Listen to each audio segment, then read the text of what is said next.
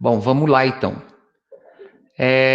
Na página 57 do volume 4, a letra D do exercício 1 eu já resolvi. Eu resolvi o exercício 1 inteiro na segunda-feira. Então fica faltando agora do 2 em diante. Vamos lá então. Professor, Pois não. saiu a nota. Saiu sim. Na hora que eu estava conversando eu fui explicar para a Liz que eu entrei no sistema, o sistema carregou. Então, a nota que sai lá é o percentual, certo? De acerto. Para você saber a sua nota, você multiplica esse percentual por 50. Então, se, por exemplo, você fez 90% da prova, você multiplica por 50, vai dar 45 pontos. Beleza? Tá bom. Joia. Bom, então vamos lá.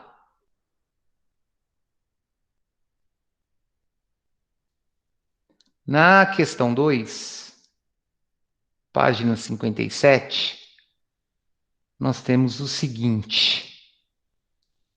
Deixa eu abrir aqui, beleza. Deixa eu só clicar aqui para finalizar a letra D. Questão 2, ela diz o seguinte: em algumas regiões de difícil acesso por terra, é comum o lançamento de mantimentos pelo ar. Considere que, para enviar mantimentos a uma dessas regiões, um helicóptero sobrevoa horizontalmente com velocidade constante de 20 metros por segundo a uma altitude de 120 metros do solo. A que distância ele deve soltar os mantimentos para que eles caiam exatamente sobre o ponto desejado?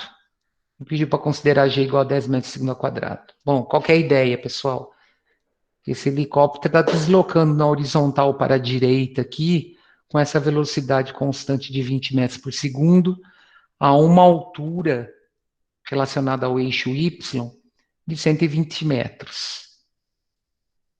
A partir do momento que ele abandona esse objeto, na horizontal, esse objeto vai manter a velocidade de 20 metros por segundo.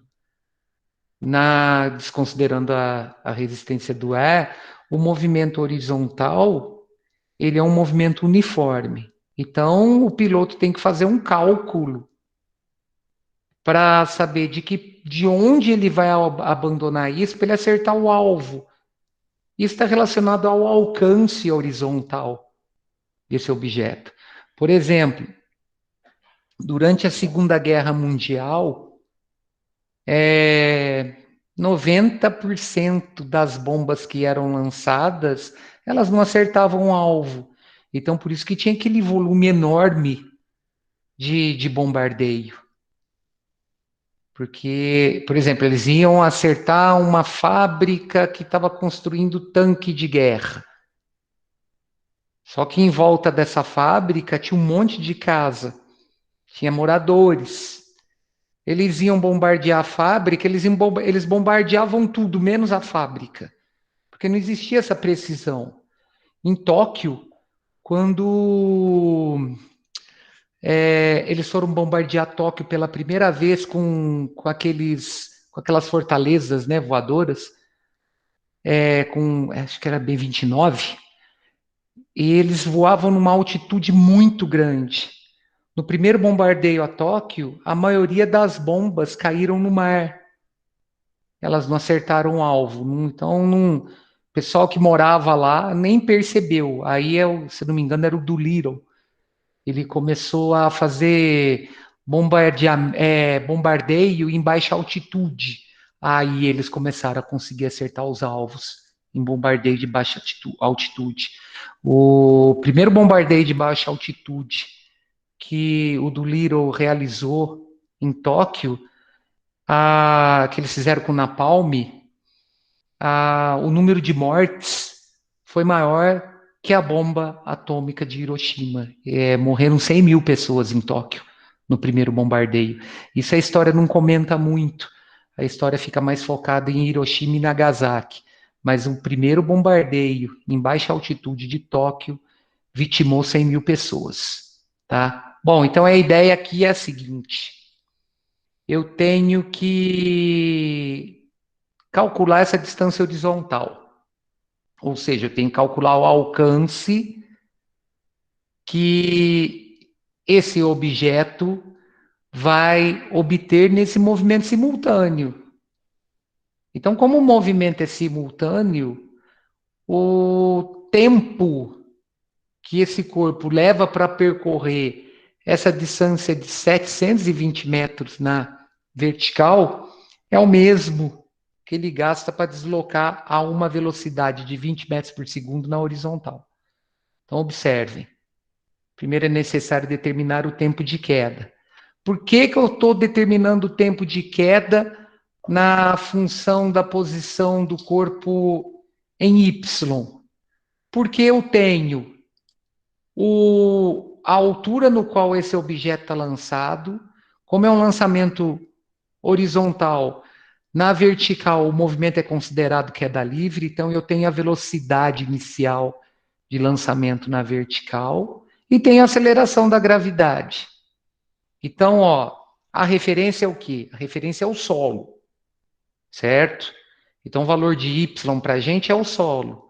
A posição inicial no eixo y, que é o y0, é a altitude que esse helicóptero se encontra, 720 metros. Velocidade inicial em y é zero, porque a partir do momento que essa carga abandona o helicóptero, ela tem velocidade relacionada à velocidade horizontal desse helicóptero. Ela não tem velocidade aqui, ó. Ela não foi lançada para baixo, certo? Essa carga foi solta do helicóptero. Então, por isso que a velocidade inicial em y é zero. E considero g igual a menos 10 por causa da referência, né? A referência, o eixo de referência, o positivo é para cima. A aceleração da gravidade ela é vertical para baixo, então a gente considera ela com sinal negativo, tá? Bom, aí o que eu tenho que fazer aqui? Eu tenho que achar esse valor de t, certo? Esse produto aqui dá zero, essa fração aqui dá menos 5. Então vamos arrumar isso, ó. Como esse resultado aqui dá menos 5t quadrado, eu posso jogar para o primeiro membro indo como 5t quadrado. Passo esse 5 dividindo 720, dá 144. Tiro a raiz quadrada, então o tempo de queda desses mantimentos é de 12 segundos. Como o movimento é simultâneo, como o tempo é o mesmo, tanto para o movimento vertical quanto para o movimento horizontal, basta eu substituir esse valor do tempo, a velocidade horizontal e a posição inicial dele na função horária do movimento uniforme, que eu calculo o alcance. O alcance nada mais é que o deslocamento que esse corpo realiza em relação ao eixo horizontal. Lembre-se que na horizontal o movimento é uniforme. Então, como meu movimento é uniforme, eu vou usar a função horária da posição, que é aquela que nós vimos que é S igual a S0 mais VT. Aqui é X por quê? Porque eu estou num referencial com dois eixos, tá? Eu estou num sistema de coordenadas cartesianas, onde a reta vertical representa as coordenadas em Y e a reta horizontal representa as coordenadas em X. Então, como o alcance é em X, eu determino o alcance relacionando a posição inicial mais a velocidade vezes o tempo. Por que a posição inicial dele é zero? Porque é a referência que eu tenho aqui, né? Eu tenho que ter um referencial para determinar essa distância. Fica mais fácil de eu calcular, o resultado sai direto, certo? Aí, multiplicando 20, que é a velocidade dele na horizontal, por 12, que é o tempo, eu tenho 240 metros. Beleza? 3. Na parte superior de um caminhão, a 5 metros do solo, que é essa altura aqui, o funcionário 1 arremessa horizontalmente caixas para o funcionário 2, que se encontra no solo para pegá-las. Se cada caixa é arremessada com velocidade de 8 metros por segundo da base do caminhão, Deve ficar o funcionário 2 a uma distância de quanto? Bom, o que ele quer aqui, ó? Ele nada mais quer que a mesma coisa que nós fizemos aqui em cima. Qual que é a distância que esse funcionário 2 deve ficar da base do caminhão para que ele pegue a carga que foi lançada com uma velocidade de 8 metros por segundo a uma altura de 5 metros do solo? Bom, eu poderia resolver essa questão determinando o tempo que ele leva para cair, substituindo na função horária. Só que na aula anterior nós desenvolvemos uma expressão para calcular o alcance horizontal. Ele pede também para considerar a aceleração da gravidade igual a 10 metros por segundo ao quadrado e desprezar as dimensões da caixa e dos dois funcionários. Bom, como é que eu calculo esse alcance? Pessoal, se a gente voltar aqui, eu vou voltar só nessa expressão aqui, ó. Se a gente voltar nessa expressão, considerando y igual a zero, y0 igual à altura que o corpo se encontra do solo, e v0y igual a zero, eu vou chegar numa expressão que fica gt quadrado sobre 2 igual a h. Aí, isolando t, eu vou ter 2h sobre g, tirando a raiz quadrada, eu vou ter a raiz quadrada de 2h sobre g. Isso é o tempo de queda do corpo, tá? E para eu determinar o alcance, eu multiplico a velocidade horizontal do corpo por esse tempo. É o que está aqui, ó. Olha lá, ó. O alcance nada mais é que o deslocamento que esse corpo vai realizar no eixo horizontal. É a posição inicial mais a velocidade vezes o tempo. A posição inicial é sempre igual a zero. Então não há necessidade dela configurar na expressão. A velocidade do corpo é a velocidade horizontal que ele mantém constante, vezes o tempo, que é a raiz quadrada de 2gh. Então tá perfeita a expressão aqui. Aí é só substituir valor. A altura que esse caminhão se encontra, que o funcionário 1 se encontra do solo é de 5 metros, a aceleração da gravidade no local é de 10 metros por segundo ao quadrado, multiplicado por 2 aqui, dá a expressão que chega no resultado do tempo. Por que dá 8? Porque isso aqui dá a raiz quadrada de 1. Então, esse carinha, esse funcionário 2, tem que estar 8 metros da base do caminhão para conseguir receber essa carga. Se ele tiver a 7 metros o caminhão, pode acontecer de passar por cima dele, dependendo da altura dele, ou pode acontecer de acertar na cabeça dele e ele não pegar a carga, tá? Então, esses dois exercícios, eles estavam relacionados aos lançamentos horizontais. O 4 é o seguinte: uma esfera lançada obliquamente a partir do solo com ângulo de 30 graus com a horizontal. Lembra do Angry Birds lá? Que eu tenho que variar o ângulo para determinar qual a altura que o passarinho vai alcançar e qual é o alcance dele em relação ao eixo horizontal, né? A variação do ângulo permite a gente direcionar o corpo na direção do alvo, beleza?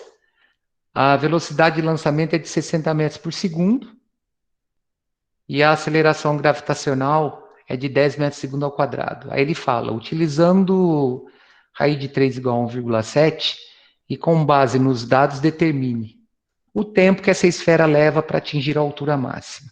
Bom, o lançamento é oblíquo, pessoal. Então, isso daí é a composição de dois movimentos. Um movimento variado na vertical e um movimento uniforme na horizontal. Que para eu lançar esse corpo com um ângulo de 30 graus, com velocidade de 60 metros por segundo, eu tenho que ter essa configuração acontecendo, ó. Em relação ao plano horizontal, esse meu objeto vai ser lançado com essa inclinação. Então, o que vai acontecer com ele? em relação à horizontal? Ele vai ter um movimento para a direita e para cima ao mesmo tempo. Então, esse corpo, conforme desloca na trajetória, ele vai perdendo velocidade na vertical, até na hora que ele atinge a altura máxima, essa velocidade zera. Porém, ele não deixa de ter essa horizontal. Aí o movimento inverte. O ponto de altura máxima, ele é o vértice da parábola, né? Ele é o ponto que determina a inversão no sentido da velocidade, tá? Então, vamos analisar o que vai acontecer. Ó, eu coloquei um gráfico aqui, um diagrama aqui representando o movimento desse meu corpo. Observem o seguinte: o que ele quer? Ele quer que eu calcule o tempo que ele gasta para chegar até esse ponto. Ou seja, o tempo que ele gasta para atingir a altura máxima, onde a velocidade vertical dele zera, a horizontal não. Porém, eu não sei qual que é a velocidade inicial vertical desse corpo. Eu tenho a velocidade de lançamento, que é 60 metros por segundo. Quem que é essa velocidade de lançamento? É o V0. V0, para existir V0 com a inclinação de 30 graus, eu tenho que ter uma velocidade V0y no eixo vertical e uma velocidade V0x, que é a própria velocidade Vx no eixo horizontal, porque no horizontal ele não varia o valor da velocidade, o movimento é uniforme. Então, para a gente determinar essa altura máxima, eu tenho que ter uma expressão que relacione a velocidade inicial em y, a velocidade final em y e a aceleração da gravidade. Então, eu vou pôr a equação de Torricelli pelo movimento ser um movimento uniformemente variado, no caso retardado, porque a velocidade está diminuindo até ela zerar no ponto de altura máxima. Então vamos lá, ó, vamos calcular essa velocidade V0y primeiro. Então vamos determinar a velocidade na direção y. Ó, o que vai acontecer? É fácil de enxergar, gente. Eu tenho a velocidade V0 representada pela caneta vermelha, a velocidade Vx, que é constante, representada pela caneta preta, e a velocidade V0y, representada pela caneta azul. Certo? Por que V0y é V0 seno de 30? Porque V0y é o cateto oposto ao ângulo de 30 graus no triângulo formado aqui, ó. A relação trigonométrica que estabelece uma igualdade com o cateto oposto de um triângulo e de sua hipotenusa é o seno do ângulo. Então, o seno de 30 é o cateto oposto sobre a hipotenusa. Isolando esse cateto oposto, o cateto oposto é a hipotenusa vezes o seno do ângulo, ou seja, 60 vezes o seno de 30, 60 vezes 1 meio. Então, no eixo y, a velocidade inicial desse corpo é de 30 metros por segundo. Aí, como no ponto de altura máxima, a velocidade na direção x é nula, eu posso calcular esse tempo que ele levou para atingir a altura máxima, jogando na função horária da velocidade. Olha lá, V, Y é igual a V0Y mais GT. Só que eu não posso esquecer, hein? O movimento está para cima. E a aceleração da gravidade é vertical e para baixo. Então, a orientação positiva é para cima. Por isso que eu uso menos aqui. Então, vai ficar 0 da velocidade para atingir a altura máxima, igual a 30 da velocidade inicial em y, menos 10t. Então, ele gasta 3 segundos para atingir a altura máxima. Beleza? Depois ele gasta mais 3 segundos para voltar ao solo de novo. Eu tenho simetria nesse movimento. Bom, na letra B, o que ele pede? A altura máxima atingida pela esfera. Eu tenho duas maneiras de calcular essa altura máxima. Pela função da posição ou pela equação de Torricelli. O resultado vai dar o mesmo. Tá? Então, ó, tendo tempo para atingir a altura máxima, nesse caso o tempo foi de 3 segundos, é possível determinar essa altura máxima. No caso, eu tenho y igual a v0y mais v0y, y0, perdão, mais v0yt mais gt quadrado sobre 2. Ou seja, essa aqui é a função horária para o deslocamento vertical, certo? No caso, a posição inicial é o próprio solo, certo? E eu considero y como sendo essa altura máxima atingida pelo corpo. É o deslocamento dele, né? Quer ver? Ó, volta aqui para vocês verem, ó. Se ele parte do solo, isso daqui que ele desloca é o deslocamento em y, certo? Então, ó, a posição inicial é 0, que está partindo do solo. Velocidade inicial dele em y é 30, o tempo que ele levou para atingir a altura máxima 3. O menos, por causa da referência, tá? Menos 10 mais vezes 3 ao quadrado sobre 2, dá 90 menos 45, 45 metros. Se eu tivesse feito isso daí por equação de Torricelli, o resultado ia dar o mesmo, tá? Na equação de Torricelli eu não levo em consideração o tempo. Aí na equação de Torricelli seria Vy ao quadrado igual a V0y ao quadrado menos 2GH, certo? 0 ao quadrado igual a 30 ao quadrado menos 2 vezes 10 vezes H. Então ia ficar 900 dividido por 20, dá 45 metros do mesmo jeito. Bom, o tempo total que a esfera permaneceu no ar é só calcular, é só multiplicar o tempo que ela levou para atingir a altura máxima por 2. O movimento é simétrico, mas eu vou provar matematicamente que dá 6, tá? Olha lá, ó. O tempo que a esfera permaneceu no ar pode ser encontrado igualando a posição y em 0. Por que igualando a posição y em 0? Vamos entender uma coisa aqui, ó. Voltando. Ela parte da posição inicial igual a 0, certo? Partiu, atingiu aqui a altura máxima, e a partir do momento que ela atingiu a altura máxima, ela retorna, encostando no eixo X de novo. Ou seja, em relação ao eixo X, todo ponto sobre o eixo X tem abscissa igual a zero, ordenada igual a 0. Então, ó, ele saiu da posição inicial igual a 0 e atingiu o solo de novo numa posição final igual a 0. Por isso que aqui na minha expressão, ó, da função, o y é 0 e y0 é 0. V0y é 30, o tempo a gente vai calcular, g é menos 10, o tempo está relacionado, que nós vamos calcular. Então, ó, deu uma função de segundo grau, né? Deu uma equação de segundo grau que eu posso resolver por produto nulo. Eu vou colocar 5t em evidência. Então, ó, cortou, ó, por isso que dá 5t ali, porque joga para o primeiro membro, vai positivo. Aí observem o seguinte, ó, colocando 5t em evidência, dá t menos 6 no parênteses. Só que na hora que eu igualo 5t igual a 0, não convém a solução, porque t igual a 0 é o início do estudo do movimento. Aí qual que é a outra solução que nós temos? O que está dentro do parênteses t menos 6 igual a 0. Olha lá, está provado que é 6. Mas, pessoal, volta a dizer, não precisa fazer isso, não. Tá? Eu fiz isso daqui porque eu tenho que provar, né? Professor de física adora provar as coisas. Então, eu tinha que provar matematicamente que o tempo que o corpo permanece no ar é o dobro do tempo que ele leva para atingir a altura máxima. O movimento é simétrico. Então, o que ele gasta para chegar na altura máxima é a mesma coisa que ele vai gastar para voltar para o solo.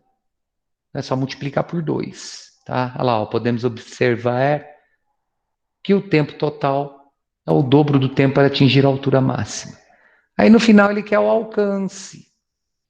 O alcance está relacionado com o deslocamento horizontal.